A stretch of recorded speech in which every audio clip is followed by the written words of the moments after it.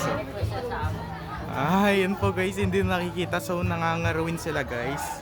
Puntahan natin sila guys. Puntahan natin. So, kasi ngayon ay nangangarawin sila ng Halloween. Hello, vlogger.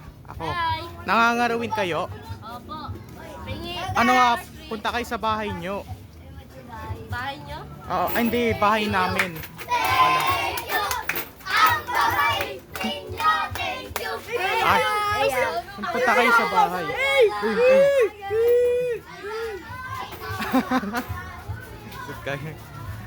Ayan po guys, nangangarawin po sila ng Halloween.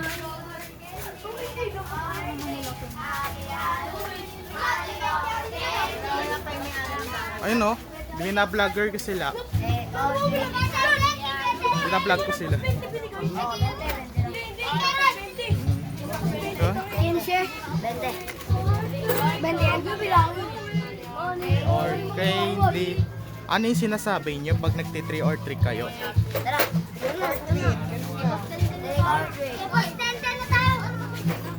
Yung guys oh, mga bata.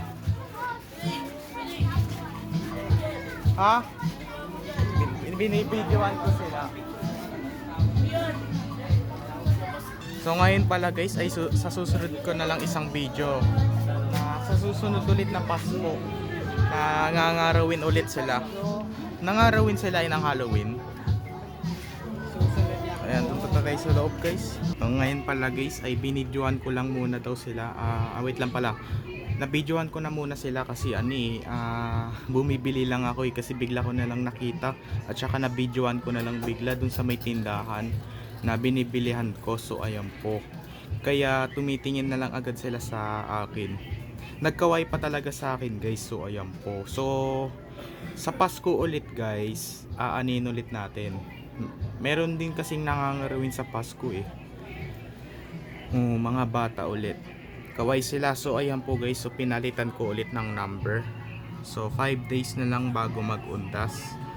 So 59 days na lang bago magpasko. And 66 days na lang bago mag New Year. So ayan po. Tsaka birthday na rin pala yun ni Johan sa October 30. 3 araw na lang kasi magbe-birthday na rin yung yung kapatid ni Tita Jonah na si Johan ang pangalan niya guys. Diba? Ayan, ang date na rin po ngayon ay October 27 na. It's Sunday. So bukas guys ay may pasok pa lang po kami. Ayan, bukas may pasok na rin po kami sa school. So papasok pa lang naman din kami. Papasok pa naman din kami bukas eh. Diba? Pero guys, wait lang wala. Papasok pa naman din kami. So ano na lang sa bakasyon, December 13, bakasyon na namin 'yun. Ayan. Bahay, yun lang.